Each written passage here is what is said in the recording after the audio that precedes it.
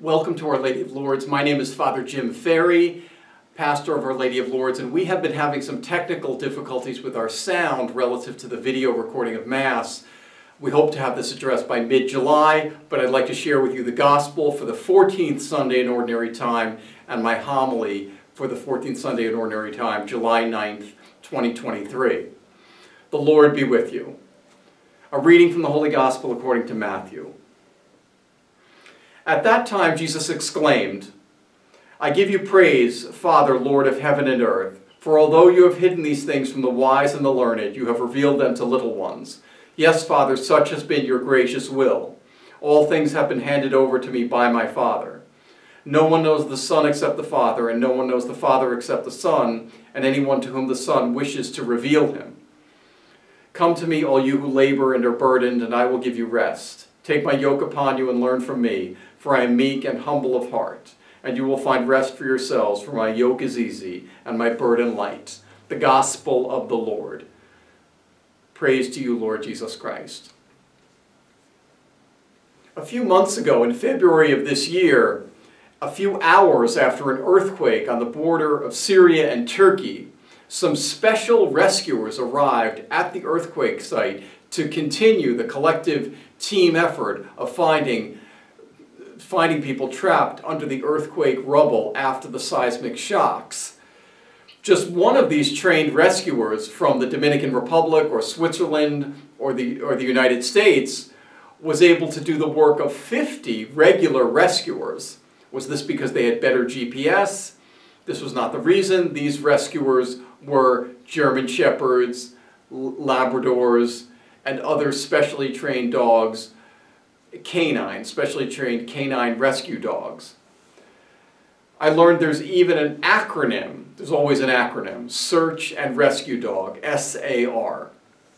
At the earthquake site in Syria and Turkey, these dogs were not delivering random acts of kindness, but rather delivering what they had been specially trained to do.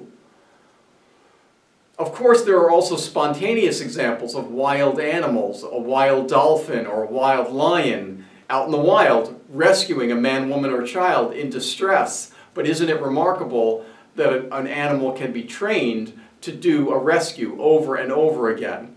One thing that we as a human community have done well is to train animals to do our work for us. And even that the right thing could be easy with continuous practice. In the Gospel this Sunday, Jesus does not explicitly mention any animal, certainly not German Shepherds or canines, but he does make this statement. Jesus said, "Take my yoke upon you and learn from me." Jesus is referring to something that animals would work at and something that animals would wear. What is this? Jesus was referring to the yoke that the animal would work through and what the animal would wear. In terms of farming and plowing the field, it allowed the animal to pull the plow, to plow the field, to sustain life for itself and for others by planting food.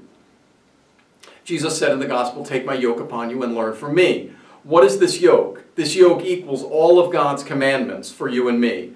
In the ancient Jewish temple and Jewish rabbis and devout Jewish men, an example of the yoke would be a phylactery, or that small box that a devout Jewish man would place on his forehead with a scroll from the Torah, the scroll or a scroll from the prophets or the wisdom books to remind him of God's law. That's a burden attached to him. In our Christian Catholic tradition of weddings, we exchange wedding rings, and the wife's wedding ring is placed on her finger by her husband, the husband's wedding ring is placed on his finger by his wife. And these wedding rings are a symbol of devotion, of how we wear our devotion to each other. Can this yoke be a challenge, a burden, a problem? God has given us all 10 commandments, and all the 10 commandments for our well-being and our good. In the Our Father, there's a further commandment, or at least implied commandment: forgive us our trespasses as we promise to forgive those who trespass against us. It is a challenge. The British writer C.S. Lewis, in a book called The Problem of Pain, writes that sometimes we have difficulty reconciling human suffering with the existence of a God who is all-loving. But Lewis is saying that We do not exist so that we may love God, but so that God may love us, and we may be changed by his love. Jesus emphasizes this as well, saying to his disciples, it is not you who chose me, but I who chose you. And while we describe children as all loving, children are all loving because the child has received love. And love is also going to invite us to conversion, to change, which is sometimes painful. C.S. Lewis wrote that he would not care for a friend who cared so much about his happiness that the friend wouldn't speak up if he was doing something dishonest. So it is not God's will to erase or eliminate all pain and suffering. C.S. Lewis uses several biblical examples of how we connect to God, and each one is a different connection, each one is a different level of reward. Also, each one is a different level of risk in our connection to God. Level 1, you and I are God's property or God's possession. In other words, we're God's property, God's possession. God teaches us things, and we can learn to do many good things, like a service animal, like a canine. The problem with this is that unlike the German Shepherd, you and I are not born and bred to follow commands. We have free will, and we are called to learning to follow the commands. Level 2, being progeny or offspring. It is true that each of us is God's daughter or son, and we benefit from God's direction and discipline. As an actual child under the care of my parents, I benefited from my parents telling me what to do at times or telling me what to change. This was done not because my parents were trying to show me shock and awe and power, but to show me the power and the goodness inside of me. I still need correction at times. Now, level 3 goes beyond being God's possession or God's progeny, but to be God's partner. And this is mentioned, this is what Jesus is teaching us when he says, take my yoke upon you. Jesus is saying that to me as well. Hey, James Ferry, take my yoke upon you. In other words, we share God's yoke, Jesus' yoke. We are his partner. And the symbol of this is marriage, in that two husband and wife enter into marriage to share a yoke, to share a partnership. Now, not all of us are married. Only some of us are married. But all of us are called to a marital type commitment to God. In other words, a commitment that excludes other gods. As we read in the book of Exodus, as God says in the commandments, I am the Lord your God who took you out of the land of Egypt. You shall have no other gods before me. In other words, our love for God is meant to be exclusive and to exclude other things. We can turn other things into gods.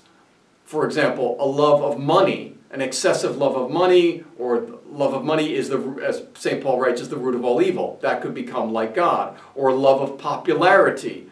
I could turn popularity into something I worship. That could be like God. And this becomes an exclusion of God. Jesus gives us his life for us. He gives up his life for us, and we are called to give our lives to him. He also gives us a model of forgiveness.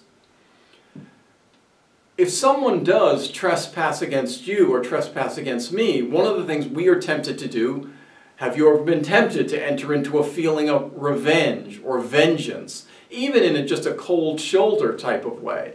And for a while, you might like this, I might like this, but this is truly a heavy burden to carry around. Jesus is asking us to live with a lighter burden and to forgive those who trespass against us.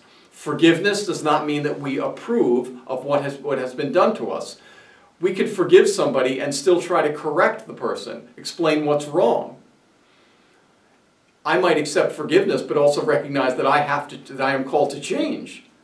And in my own life, I also try to live, I believe, I hope, that I am living my priesthood in accord with God's will. But doing what I want is not necessarily in accord with God's will. There are times when I may have to do something difficult, you may have to do something difficult. This does not mean that you and I are forced to do something. It means that you and I are free. Jesus invites us to be his partners, and his yoke is easy and his burden light, which is emphasized in his final words some of his final words to his disciples. I have no longer called you servants, because a servant does not know what his master is doing. I have called you friends, because I have taught you everything I have learned from my Father.